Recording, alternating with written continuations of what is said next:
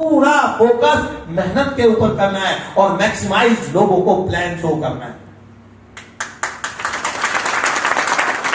हमारे डॉक्टर अशोक भाटिया जी मुझे कहते थे कि मान साहब 1 2 3 5 10 20 अगर प्लान करते हो तुम थक गए तो तुम नेटवर्कर नहीं हो। प्लान करते वक्त तुम्हारा जी भर गया तो तुम नेटवर्कर नहीं हो। मीटिंग में जाने से तुम्हारा अगर मन में डाउट आया तो तुम नेटवर्कर नहीं हो। सुबह का टाइम होता था, मैं अपने अपलाइन को रात को फोन करता कि लुधियाना मीटिंग होती थी। उस जमाने में एक ही मीटिंग होती थी, लुधियाना हमसे 250 किलोमीटर था। कितना? 250 किलोमीटर था, एक सिंगल मीटिंग होती थी। मीटिंग में पैसे नहीं लगते थे, लेकिन आना जाना कार करता था मैं। 5,000 रुपए कार लेती थी मुझसे, बड़ी वाली कार। लोगों को घर में से लेकर आता था, सबको नाश्ता पानी कराता था। ये तब की बात कर रहा हूं जो मैं सिल्वर था। अपलाइन को बोलता कि सुबह चलना है कि चलना है। 3 बजे उनको फोन करता तो स्विच ऑफ होता था कॉल। हम भी दीवार कूद के उसको उठा के लाते और बगैर नहाए धोए को गाड़ी में बिठा लेते कि अपलाइन साथ रहेगी तो थोड़ा मोटिवेशन रहेगा। और ये मैं हर महीने करता था। एक दिन वो मुझे बोला, आप क्यों पागल होते हो मीटिंग के लिए? ऐसा क्या है वहां पे जो आपको नहीं पता? वहां पे वही प्रोडक्ट, वही प्लान, वही सत्यन भाटिया जी, वही अशोक भाटिया। यस। और आप क्यों बार बार मीटिंगों में जाते हो? क्यों पंगा लेते हो? क्यों खर्चा करते हो? क्यों कर्जा करते हो अपने सर के ऊपर? 24 घंटे आप सोते नहीं हो कि 3 बजे उठते हो, रात को 3 बजे फिर वापस आते थे मीटिंग खत्म करके। मैंने कहा न जाने मुझे मीटिंग में जाने का इतना मजा आता है ना, मेरे अंदर आग लग जाती है। मैं वहां जाता हूं, अशोक जी को मिलता हूं, सज्जन जी को मिलता हूं, वीना जी मेरे पीठ पे थपकी मारते कि तू बहुत आगे जाएगा बेटा। वो थपकी लेने के लिए मैं मीटिंग में जाता हूं। वो आग मुझे मिलती है वहां से, वो एनर्जी मुझे मिलती है और वो एनर्जी पूरे महीने मेरे शरीर में रहती है। अब वो जब वो एनर्जी डाउन होती है तो अगले महीने फिर मीटिंग आ जाती है।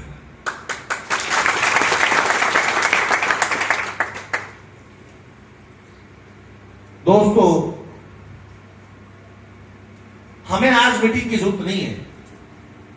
मुझे कोई कॉन्फ्रेंस की जरूरत नहीं है इस समय। मेरी टीम में हजारों लीडर हैं जो मुझसे भी अधिक इस समय बोल लेते हैं, लेकिन मेरे खून में नेटवर्किंग है। मुझे मीटिंग अच्छी लगती है, मुझे मीटिंग से मोहब्बत है, मुझे अपने सिस्टम से मोहब्बत है और ये मोहब्बत दिनों दिन बढ़ती जा रही है। अब इस सिस्टम के बगैर मेरे लिए जीना असंभव है।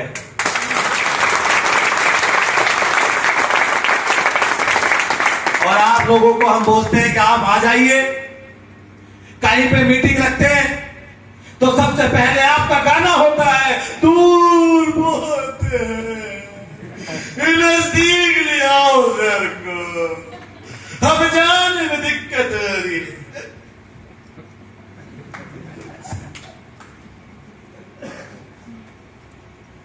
या काम छोड़ दो या बहाने बनाना छोड़ दो।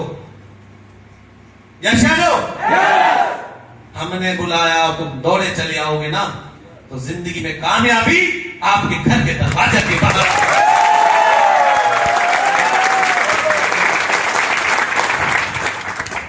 अरे तुम तो ये बोलो, तुमने बुलाया और हम चले आए, जान हथेली पर ले आए। लेकिन हथेली कहां है? पिछले 2 साल से साला एक गाना सुन रहे हैं। क्यों? डर लगता है साइकिल को छोड़ोगे तो कोई किडनैप कर लेगा। पूरा भारत कैसे जाओगे अगर साइकिल छोड़ने की हिम्मत नहीं है? पूरे भारत में टीम कैसे बनाओगे? अरे घर के जोगी जोग रहे, बाहर के जोगी से कौन पूछेगा आपको गांव में अपने घर में?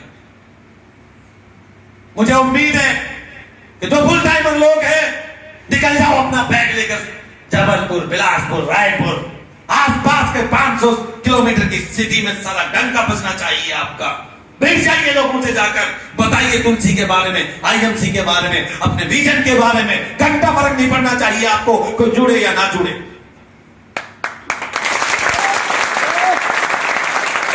तब जाके सीपी बनोगे। जब से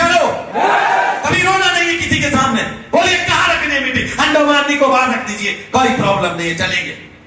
अभी तो हम अगली जो मीटिंग है हमारी, आपके तो पंचक के उठ जाएंगे, हम दुबई में करने वाले हैं। कहां पे? सारा बुर्ज खलीफा पे हमारी मीटिंग होगी। समझते हो आप? 50,000 का टिकट होगा एक आदमी का। कितना? 50,000 का जब टिकट होगा तो जो आदमी जाएगा उसकी इनकम 5 लाख होना निश्चित है। तो हमारा विजन बहुत क्लियर है। इसीलिए मेरे दोस्त, तो अब तक कौन से सपने पूरे नहीं हुए? क्या आप लोगों के पास ऐसे कितने लोग हैं जिनकी जेब में इस समय अकाउंट में 5,000 रुपए से ज्यादा बैलेंस है? वो हाथ खड़ा करें। 5,000 रुपए जिसकी अकाउंट में पड़े, देखिए 150 लोग हैं, 10 लोगों के अकाउंट में 5,000 से ज्यादा है। और ऐसे कितने लोग हैं जो अपना 4 व्हीलर चलाते हैं? फिर से, और ऐसे कितने लोग हैं जिनके पास 2 व्हीलर बाइक नहीं है अपनी? वो हाथ खड़ा करें।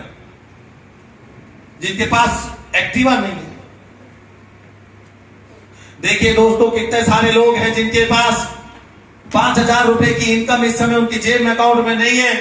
वो हैंड टू माउथ वाली स्थिति में है, चलने को कार नहीं है, और फिर भी आप कहते हो कि हम सैंडल नहीं छोड़ेंगे, सैंडल छोड़ देंगे तो कैसे? छोड़ोगे कि नहीं छोड़ोगे? पक्का? तो सैंडल छोड़ोगे ना, ये एरिया छोड़ोगे ना, आप आगे बढ़ोगे। सीधे मेरे दोस्त, वो जो सपने पूरे नहीं हुए उनको पूरा करने का समय है।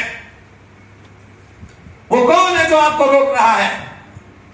कौन है जो आपको सीपी बनने से रोकता है? कौन है जो आपको चेयरमैन बनने से रोकता है? कोई तो है आपके अंदर, कोई तो है जो आपको रोक रहा है, कोई तो आपको जो रोक रहा है। पहचानो उसको, कौन स्टॉप कर रहा है आपके सपनों के साथ। क्यों नहीं आप 1 साल में चेयरमैन बन पाए? क्यों नहीं सिस्टम से गाड़ी ले पाए? क्यों नहीं आप सीपी की तरफ बढ़ पाए? क्यों नहीं आज तक भी एमपी में कोई क्राउन प्रेसिडेंट नहीं बन पाया?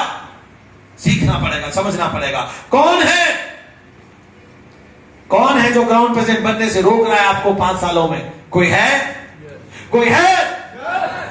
कौन है? तो खुद को गोली मारो, खुद को गोली मारो। एक दिन मैं अपनी अपलाइन के साथ एक टूर पर गया, 200 किलोमीटर। हम लोग वापस आए, रात को अगले दिन फिर दूसरी जगह पे जाना था।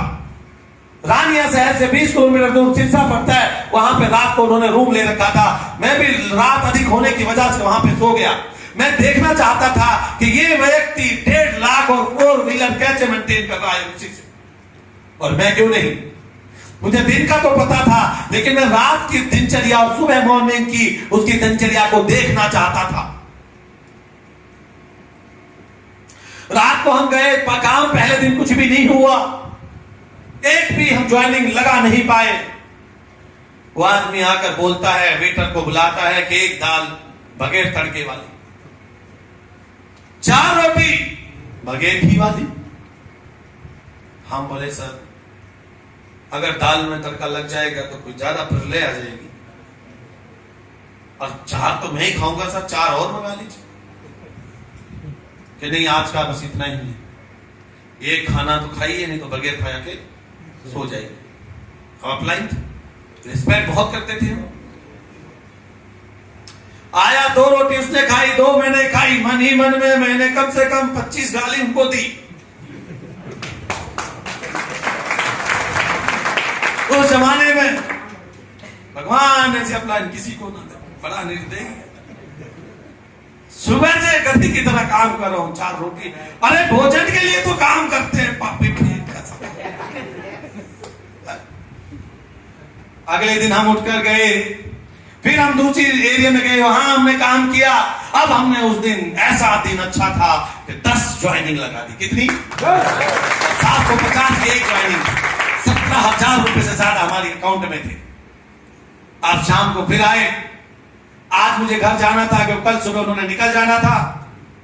उसने फिर से वेटर को बुलाया और कॉपी मेरी तरफ फेंक दी, मेन्यू के सर ऑर्डर दो। मैं बोला देखो सर आप ही दो। कि नहीं नहीं खुल के दो। मैं कहा देखो सर 100 रुपए मेरी जेब में है, ये मैं जानता हूं, जो ऑर्डर देता पैसा भी वही देता है। तो मेरी इच्छा नहीं है खाने की।